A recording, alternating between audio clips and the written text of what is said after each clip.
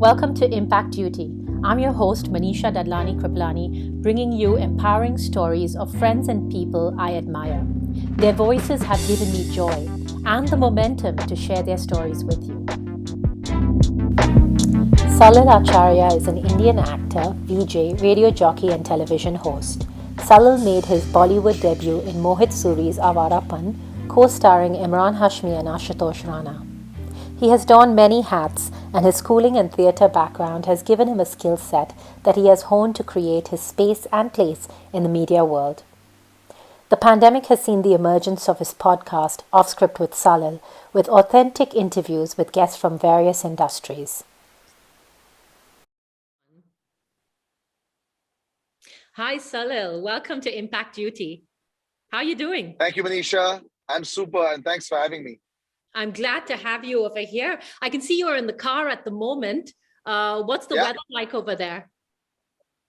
35 degrees, sometimes 40, that's Celsius. So very hot. And it's actually one of the hottest years we've had. And it's just starting. So, but it's also on the back of perhaps the coldest winter that India's had in a very, very long time. I was in Kashmir, incredible snow. Bombay, which never has winter, was down to 8 degrees Celsius, which is cold because we don't have any pants and we don't wear jackets. So you're still in your shorts and t-shirts and the cold breeze. So it was great. So I think we're only it's only fair that we have a horrible summer. Well, like you said, it's pretty bad. I've heard the heat wave is pretty strong this year around, but hopefully it eases up soon for you. With that, Salil, you're actually on the flip side of the table today. You're an ace interviewer. You've had a host of shows, anchoring and hosting various shows on different media. But this time around, you're going to be the interviewee. So I have a few questions for you, and I'm looking forward to taking you back to where your journey began. I believe you've had 2 decades in the industry, if I'm not mistaken. We're looking at close to 2 decades. Yes, almost 21 years now. It's been a while. But you're not really a Bombay man, right? As in, Bombay was not initially home for you. And the film fraternity was actually not your background either. Do you have family? Okay, so I'm going to actually jog your memory, take you back in time and ask you how and when your journey began within Bombay and the industry. Sure. So I actually was an economics background boy. I was very, very good with numbers. I was one of those boys who would have gone possibly into, we were eventually looking at London School of Economics. I did really well in school and college. I was one of those straight A students. Just a minute. Diesel food pura. So it actually was very different from what anybody would want. So my background is fine, but my parents, let me tell you, I'm from the army background. So my grandfather and my from both sides were in the army. My mother's brother is a lawyer, a very senior lawyer, the High Court. The other brother is he was the head of one of the largest, the head of RAW and CBI for a long time. So I'm somebody who was completely from the other side, and I don't know. It's one of those decisions that happened. I could have gone anywhere. And radio happened actually because I wanted to actually get out of Delhi, and it happened. I was bored of Delhi, so I because everyone in Delhi back in say 99, 2000 was just supremely rich, part of a different kind of culture which I enjoyed while I was in college, but I didn't see people working. So Delhi had a culture, and it still does, of extreme wealth that gets handed down generations, and because I was into theater and I did British comedies, I did French sex comedies, George Feydeau, I was with Scene Stealers at that time, and there were very few 17 to 20-year-olds that were doing that kind of comedy at that time, and there were very few that actually understood it. It was a different kind of page three culture, but theater was sort of taking off. There was no money in it, of course, but at the age of 18 and 19, we were appearing in newspapers, and back in 97, 98, normal people didn't appear in newspapers. Okay, and there were no celebrities because Salman and Shah Rukh and all these big stars were just becoming big stars, and there was no paid media. There was it was very different then. You know, there were not 20 newspapers. There was no social media. So you literally met them only when you met them. So in that day and age, if you were coming in the newspapers, it was a big deal. And I kind of enjoyed that because it was a fun way to sort of have an alternate career and also at the same time still be decent at your studying. You know, so it wasn't like an alternate career, but that's how radio happened to me. Wow. So, you know, one thing led to another. And I remember going for an audition for radio, and the head of Bennett and Coleman, Mr. Parigi, he was the president of Times of India at that time. Yes. He met me, and yes, he was very, I mean, he's the reason why I came to Bombay. And I met him in my shorts and a Paharganj t-shirt. So all of 500 rupees was on my body. And he met me and he said, I've never met somebody like you who's just so carefree. Right. And is not really stressed about, you know, whether you get the job or not. I said, well, if you're looking for a voice, I already happen to have that reputation that I have a decent voice in Delhi. Right. So you decide and tell me whether you want to hire me. And they did. They suddenly wanted to hire me. So I actually walked in and made my first trip to Bombay thanks to Times of India. Excellent. And when I came to Bombay, it was one of those crazy moments in my life where I moved in. I didn't know anyone at all. And you'll understand my state of mind when I tell you, this is the negotiation I had, I remember, with the Bennett and Coleman president. I said, I need this much money because I need to go to the gym. I need to have an air conditioner. I need to be able to go out and party. So I'm not looking to come and make a career and struggle. So if you really want me, you'd pay me. And they paid me 3 times what they paid any radio professional in the country. And so this is me when I was about 21. And they paid me a post-MBA kind of salary. Excellent. And it was ridiculous what they paid me. So it allowed me to come to Bombay and allowed me not to live the cliched, struggling, broke life that so many others unfortunately have to go through. So I went and had a blast when I came to Bombay. And that's how one thing sort of led to another, because I didn't allow myself to live a really frugal existence. Like I told him then I used to take protein supplements as well. I mean, we used to work out a lot.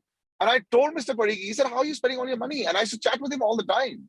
And I didn't look at hierarchy like that. He was the head of Bennett and Coleman, but he used to chat with me every day. And I said, sir, I'm buying my supplements. So I'm enjoying my life here. And he was so happy. He said, I'm glad that you're spending money.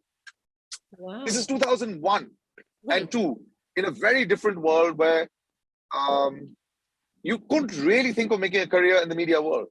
And I just left everything. I left possibly a very good academic career and just come to Bombay on a whim. But it is partially because this man convinced me. He said, I'll take care of you. You just come. So I came. And he did take care of you. But then was the VJing, your foray into VJing, the next step, or did you get into TV serials post? No. So I actually won a contest, which is quite a crazy contest.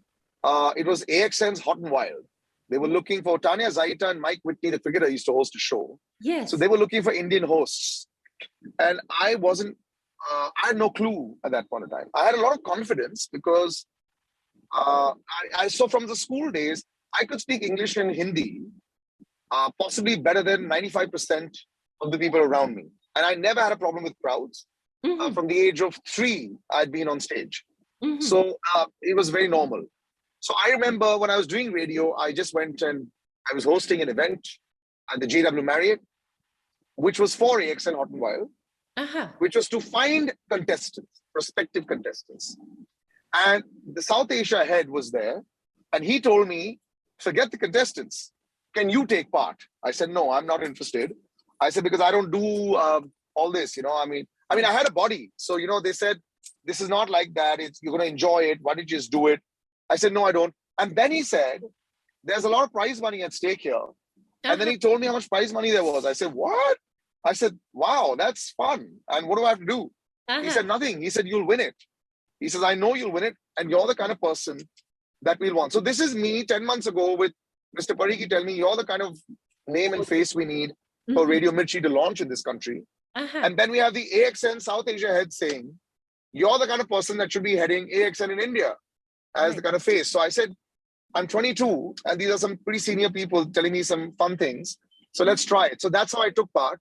I lied at Bennett and Coleman because I was an employee. I wasn't allowed to do all these things. I lied. And then when I won the Bombay edition, they plastered me on the front page of the newspaper. And then I walked into office and I had my boss sitting and saying, and what is this? I said, oh, I said, no, that's just Bombay. Don't worry, I'm not going to like go any further. And lo and behold, 2 weeks later, I again lied and I won and they put me on every newspaper in the country on the front page. So there was Priyanka Chopra who'd come back from Miss World, I think at that time. Both of us were on the front page. It was insane. In 1.5 years, or about 11 or 12 months, my whole life had changed. And suddenly I was on the cover of the Times of India, Delhi Times, every single newspaper. And I didn't know what to do. So my boss said, look, we really like you. I got you here. You're not allowed by law to continue to work as an employee. But you know what we'll do? You go for your AXN show, you come back and you decide if you want to continue working. So it was unreal. It's like they really believed in me and they really said that this boy is meant for bigger things and why should we stop him?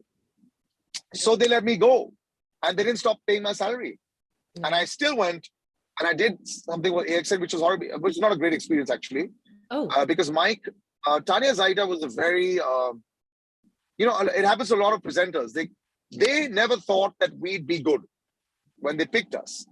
But I was, and my co-anchor at that point of time was a Miss India girl who won with me. Her English was all right. But me, I'd been at a convent school. I'd studied in a British American school for the first 5 years of my life. So I obviously could speak very differently. My parents, I traveled the world. And in the 1980s and 90s, I traveled the world where very few Indians had gone abroad. So suddenly they had a person who had done this all his life. And they really weren't looking at that kind of an anchor. So suddenly AXN had a problem because they said, listen, you're connecting over the audience, but you're not supposed to. Because it's supposed to be Tanya Zaida and Mike Whitney's show. So I remember in my very first show, she wouldn't let me speak. She'd sort of interrupt me. And I had the AXN guys saying that, listen, we can't like mess with these guys because they're like the face of the show. We're really sorry. Why don't you just have a good time? So I actually just like was having a good time because I wasn't allowed to do much. And when we used to go to the Indian audiences, I could switch between Hindi and English very well. So they connected in 1 second with me and they just saw Tanya, who unfortunately wasn't able to connect. So that show didn't do well. And I literally thought, okay, that's it. We're done. And then came serials. Then came your foray into TV serials. No, so then actually, B4U actually happened immediately after that. And I'm still doing 20 years now. So that connected me to an international audience. And while I was doing B4U, in that same month, Ye Meri Life happened to me because I met a creative director who said, can you do television? I said, no. And I said, I've never watched television. So I grew up, unlike normal Indian kids, I watched Remington Steele, Santa Barbara, and Bold and Beautiful. I never watched any Indian shows because I didn't have any Indian friends. So I didn't understand what television was. And I watched a lot of cricket. So I wasn't the quintessential Indian child at all. I had not watched a single film of Shah Rukh or Salman. The first Hindi film I saw in a theater was Devdas by Shah Rukh Khan. So I actually grown up in a very different westernized environment. I grew up watching more sport. So, I didn't know Bollywood stars. And here I was suddenly being asked to do a television serial. But they convinced me to do it. They said, don't change who you are. And in a month later, they plastered hoardings of me all over the place. And I said, wow. So that was a Sony TV. And Tarun Katyal was ahead. He just moved to Sony and he liked me and he said, let's launch him. So they did. So suddenly, in 2 years, I was doing B4U, AXN. I was doing 4 television serials. And it was a lot of work. And I suddenly thought this was an absolute cakewalk because I was 23. And I thought people struggled here. And in that second year, I'd already bought a house in Bombay. So I said, what are people talking about? Because, you know, it was so simple. And then that's when the issues sort of started to happen. Yeah. Right. After that. Yeah. And going back to your many roles on TV, was there one that actually resonated for you because it kind of was the person you were?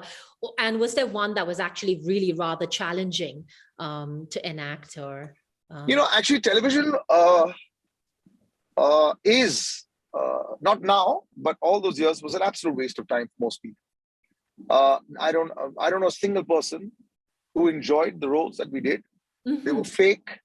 It was a different world. It was, you had to be very good with the producer so that, you know, your track didn't get cut. It wasn't anything that we wanted, but it paid us a lot of money. Right. It made us super famous. Yes, it I did. remember when I did Prem for Kasauti Zindagi Ki, I remember landing at the airport. I'd shot in Malaysia and Singapore, and I landed in the airport, and Ekta just left in front, just before me. And so I assumed they'd like obviously be bigger, crowd cheering for her.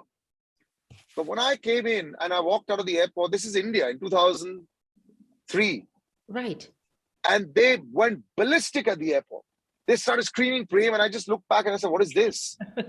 And I said, are they screaming for me? Because I'd seen like stardom to a certain level with Ye Meri Life Hai, because we had hoardings and it was one of the first shows, but nothing like Kasauti Zindagi Ki. That was the Indian Bold and Beautiful. And I remember that it just blew out of the park, you know, and I didn't quite understand what it was because I didn't connect with it.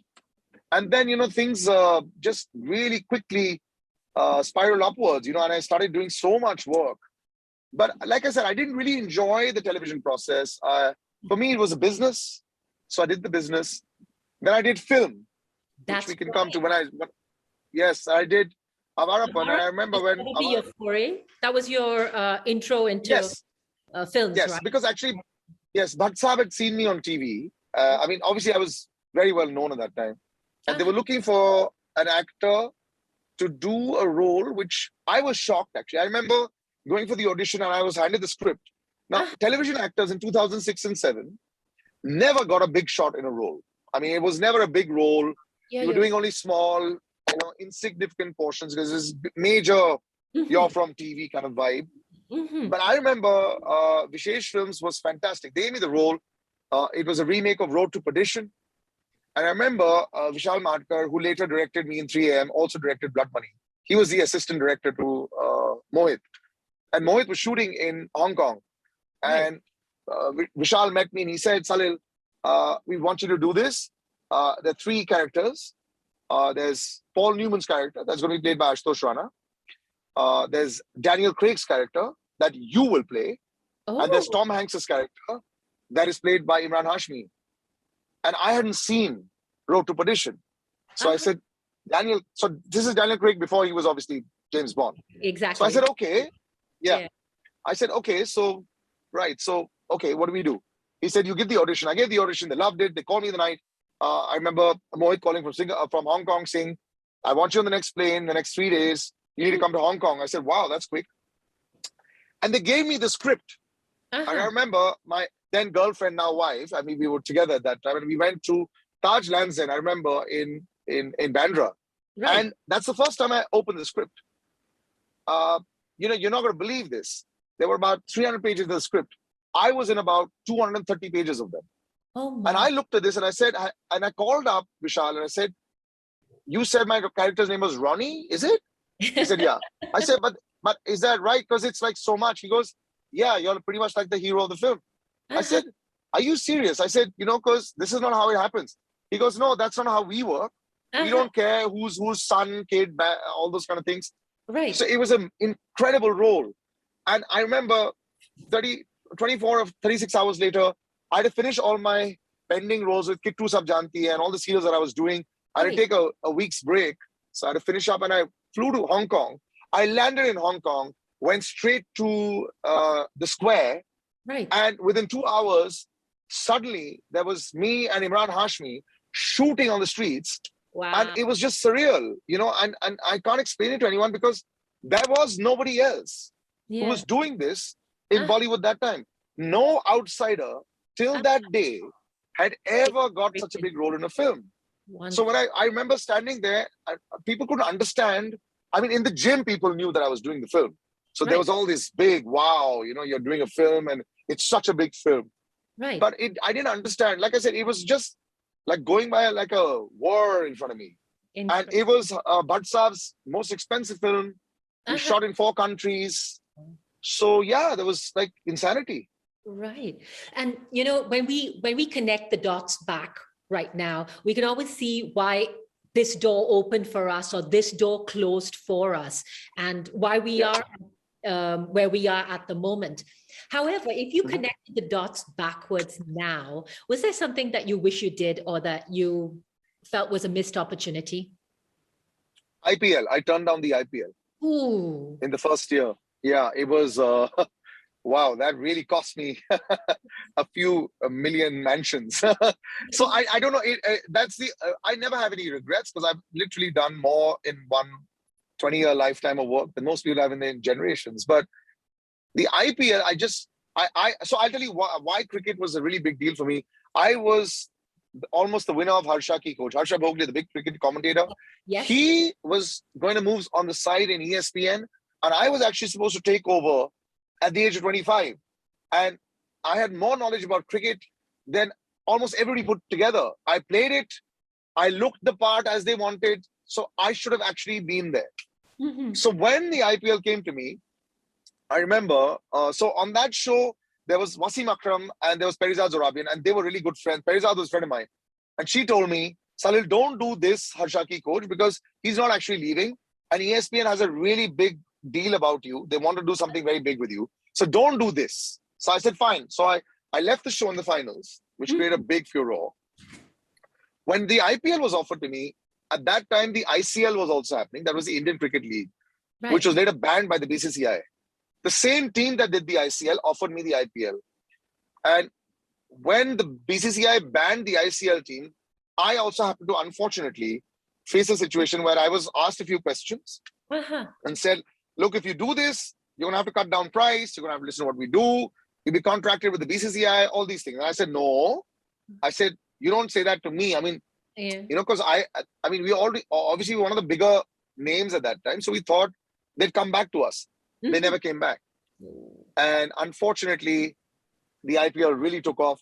Yes. Till about 2016 is when I managed to get into Sony and I did the pre-IPL.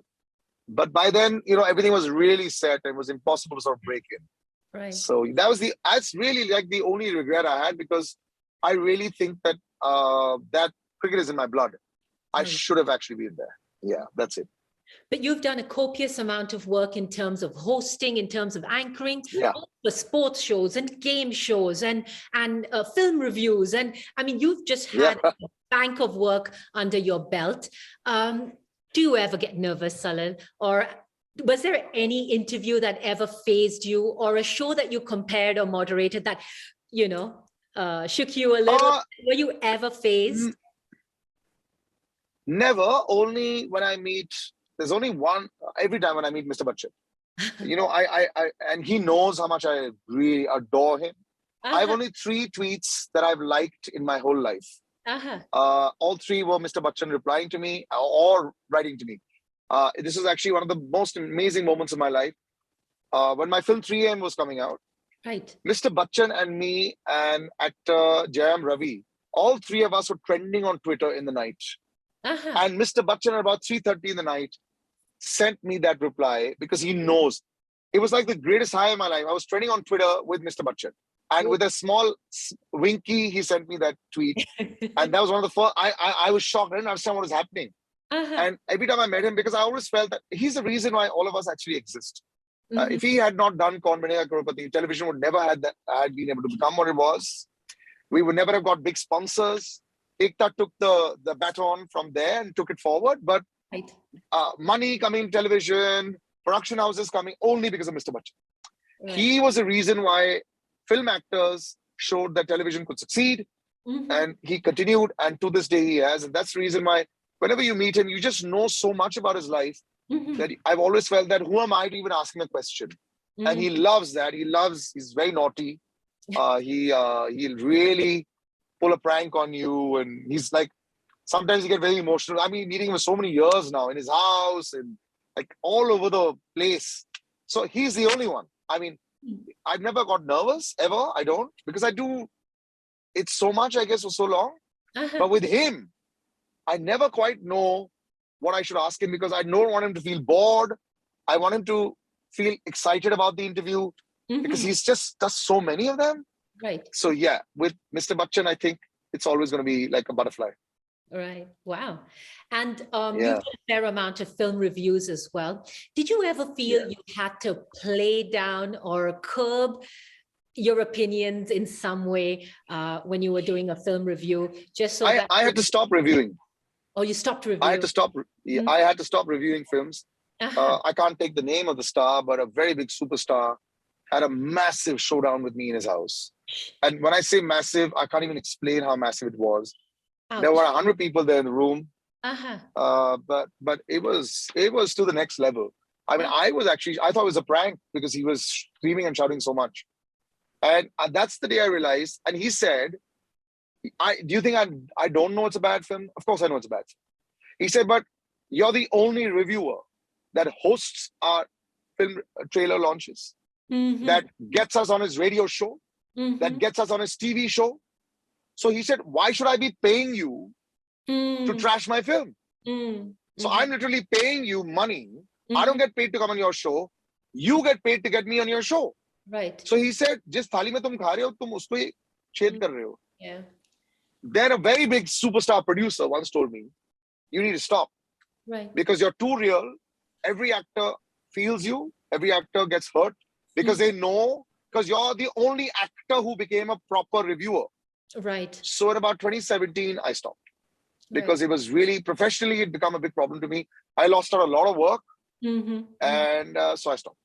No, thank you for being so candid about that, Salil. And on to the podcast, which I'm a huge fan of, as you know.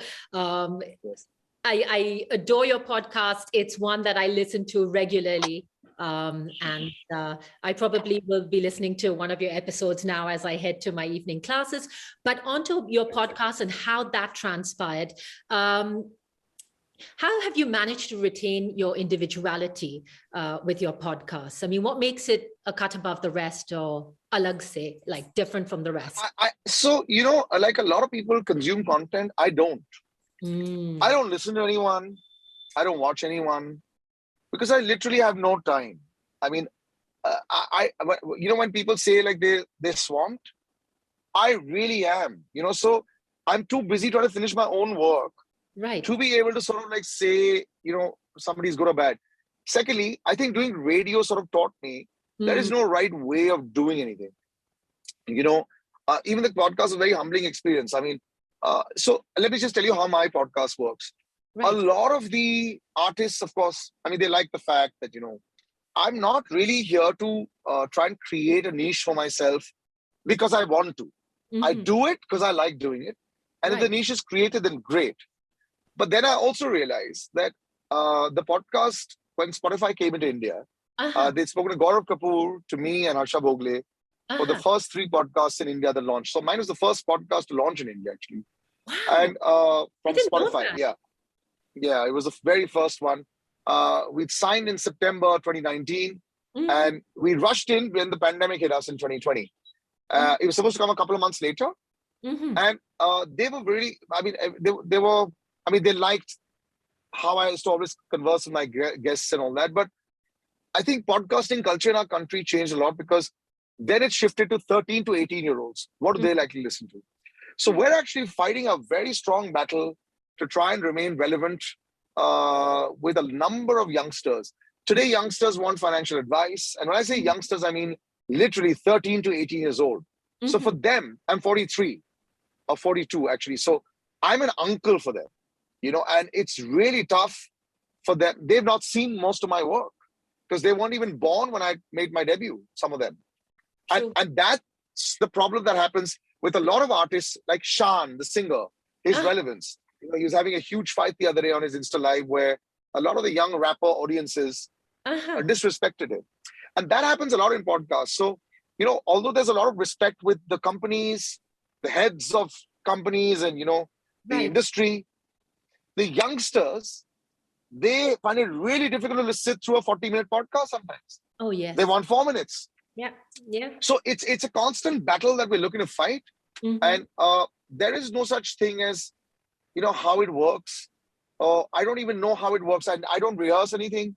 I don't have scripts. I literally don't even read up much about, I mean, because I've obviously been around them for so long. Exactly. There is no formula for making it work. And also, I'm very clear in this current world, I will not give everything of me to y'all. A lot of podcast artists will say everything about their life, their intimate moments, this, that, and that's how apparently they endear themselves and they get more connected to their viewers or listeners. I don't want to do that. Right. This is me doing a job. This is me doing something I love doing. But this is not me giving myself on a platter to you. So there's a lot of respect that I keep for that. And I will not, this is not BBC 60 Minutes where I'm looking at, like, find out something about your life. You know what I mean? Yeah. If you want to talk about it, then I'm great. I will not probe you. Yes. I don't want you to get uncomfortable. And I guess that's the reason why people have come to my show for 22 years. But is it the most popular thing that people talk about? No. Because I'm not, like, I knew Kangana and Hrithik really well. Kangana I've known, like, really well. But I would never talk to them about their controversies because that's not what I'm doing. But then what happens is, does it sell? It might not be the one that sells the most. It's like a wine that is taking forever to age. I know, but then there are some that those who like curated work, they like it. But it's a really tough nut to crack, which, like in India right now, the #1 podcasts are video gamers. Yeah. They're not even like... Yes. Yeah, but the audience is such. So unfortunately, market research drives the audience. And so we're sort of slaves to that. I got to tell you the two aspects that I love about your podcast. What keeps me coming back to your podcast. First, it's your laugh. There's that solid gut laugh. Oh my God. I mean, sometimes I've missed a joke, what you're laughing at, but it's just going to get me smiling. So it's the Salil laugh. Thank you. And the fact that you pointed out earlier, which is that you are really fluent in both languages. And your ability to move from Hindi to English and English to Hindi with your guests allows them that sense of comfort, because not all your guests are fluent in English. Yes. Yes. And so your ability to switch gets that comfort going, and it's just so very authentic, and you can feel the authenticity coming out from your guests, which is what I keep coming back to. So there are several episodes that are my favorite. I still have to finish the Nikhil Chinappa. I'm going backwards, actually. Right, yeah. I started with your new ones and I'm going backwards. Nikhil Chinappa's is really good, and I still have to complete that one. Enjoyed your Shruti Hassan one, and there's several of them. That was an eye-opener, actually. Oh, God, Hassan was, I mean, I couldn't even believe, she's a really tough nut to crack. And she was very defensive when we started off. I noticed. And then she just flowed, you know, it was, and then we became friends. And, you know, so it's really interesting. A lot of my people, I sort of discovered them in that podcast. You know, there was an artist, Nikita, you know, Gordon, she lives in Amsterdam. And she was very... Photos, the nude photos? Yes. Okay. Yes. That was so difficult for me. So I couldn't breathe when I was doing that interview. And I remember she said, I just want to talk to you. And I suddenly felt like a therapist. You know? So I just let her talk. And that actually interview, we did in 2 parts on my YouTube channel, because she spoke for 4 hours. Wow. 4 hours. Yeah. And, you know, she broke down several times. And, you know, I broke down once, you know, because I just couldn't believe what I was hearing. I never heard a first-hand account of abuse or, you know, those kind of things. And I remember it was a lot for us to take. My cameraman, my editor, my sound engineer, we didn't know how to react, because here was somebody who wanted to just tell her story. Wow. That was a really tough podcast for me to do. I remember that was really, really tough. That was a real story, because her background was really, really from rural India, you know, and really absolutely. So yes, I remember that episode. I even remember where I heard that episode. I was out shopping in the supermarket, and it was really. All right, so you can see you've got a fan over here for your podcast. You know, well, I'm glad. Thank you. I might have missed the serials and the movies, but definitely your podcast fan. And moving on to the pandemic, it's affected all of us. But I want to know if you've used this opportunity these last 2 years as a means and ways to upskilling or enhancing your creativity or reinventing yourself in any way. Anything that you've done in the last 2 years. I actually reconnected with my kids. You know, my daughter was born on 27th of December, 2020. My son's 4.5. So I've literally worked 365 days a year, 20 hours a day for 20 years. And it's not like, I mean, for me, I never call this work because it's not really work. But it is, because it used to keep me away. So those 2 years I was a friend or a visiting friend for my son. I wasn't a father because he'd not really seen too much of me. And I think that helped me reconnect. My work didn't stop in the pandemic because the podcast was still going on, radio was still going on, TV was still going on. So I actually was one of the few lucky people that was swamped with work throughout the pandemic years. But because I could stay at home, I was able to connect with my family a lot more.